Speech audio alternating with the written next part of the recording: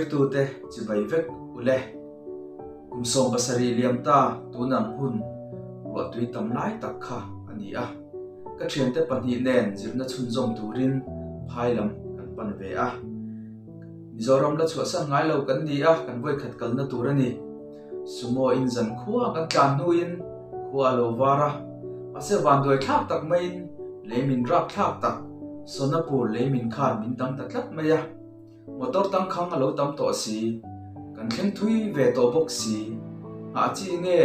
le chi ti po hrelovin rei tak kan oma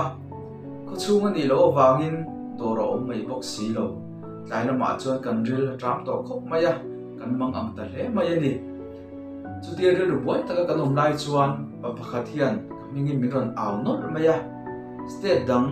mel thiat po kan nei lo na huna minga miron aw mai chu mak ka ti ngei maya mak ti taka kan hoi chua chuan kan then nom pa driver senior vengwa le fel tak mai kha alo ni a leimin din mun chi ang jok te min thil zung zunga roman na te min siam pui nga zung zunga alo mo min thamon thak em mani tuna hian khowela hian mihring dam lai hi bible chariat don kan tling to angai ani a zirmi then kha chuan khowela mihring pian to zung zung hi bible chesa chuang kan ni toin an chhut bok ani kan pathian hian a thil siam en kim mai hi amal te hian min hre chiang em veka thil siam tin reng te hi angai sakin en kol zui ze thina borok zau pui khovel chhir sian lo en kol tu chuan zong buang te tak te mi hrian lo mo taka lo ram ve thin du zong te po angai thua sak vek thina ni meeting te hi an ni tin na thona an kal chok lai te chu vengin angai saka trong trai lai am bokin zana an butlan point angai sak renga lau sai na ro pui na roi a the lai emo mile thei na fa te kham khop e tura tho chu mang lo lai emo po hian wan pathian chuan mun takin lo entry na pathian hriat lo mit tui tlak na a om lova a chin chi lo wa nui na a om hek lo ani na tha ela kha isu ne na lo kalin chandam tu chuan NTU Israel mi tak ngam khlem na re nei lo so alo ti a an voi khat in ton na ni sian na the la chuan makati hle meya isu ne na chuan nangin ning tin nge mi hria ti a isuan Philippan a ko ma cha thei pui bula i om lai khan ka mu che sin tin lo cham dai mai ni ane ni pan ma po khan isuan lo hre dai to cha ala ka tangin ni lo bo thui viang to po ani thei in thlung reng suang che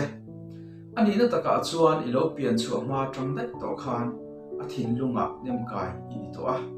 Jeremia bung kha changni le changa kan en chuan pum chunga ka siam ma che ka hria che a chula ta I chu ma point ka ser sang che alo ti dai to ani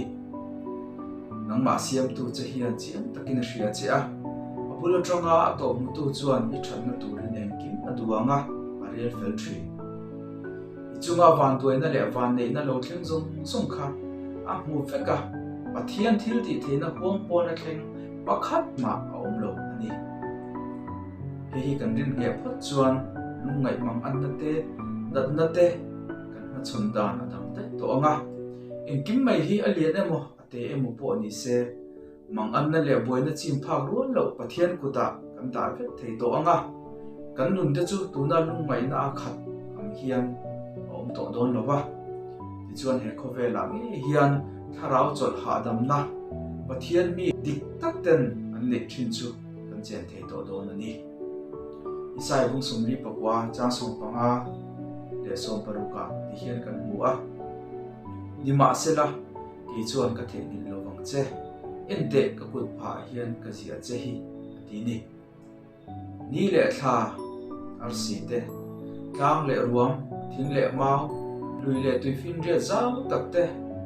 mihring le thil nung tin reng te hi takin han thlir la han envel la fin na top lo nei tu pathian in leidat na le mangai na aduan an lo ni ti pal thil thua lo om le lo thleng om lo wa tu na idin mun nge po kha aza mai na noya thleng ani kha alaka bi rum na tu re om lo wa har sa hle ma se hri thiam lo thin mai la ama in nga tok mai hi kan ti tur chu alo ni he khovela hian nangma chau i om mang mai in lalpa chuan a hri chiam che a angai sak che